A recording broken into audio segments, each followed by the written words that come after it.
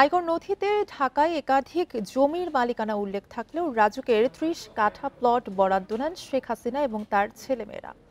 মঙ্গলবার আদালতে দেয়া এনবিআরের ৩ কর্মকর্তার সাক্ষ্যে উঠে আসে এইসব তথ্য। প্লট বরাদ্দ নিতে তারা ৩ দফায় সোনালী ব্যাংকে পে অর্ডারের মাধ্যমে টাকা পরিশোধ করেন বলে নিশ্চিত করেন গণভবনের সোনালী ব্যাংকের ২ কর্মকর্তা।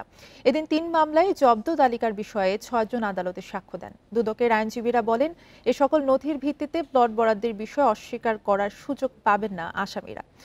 ক্ষমতার অপব্যবহার করে নিয়ম বহির্ভূতভাবে পূর্বাচলের প্লট বরাদ্দের অভিযোগে মামলাগুলো করে দুদক।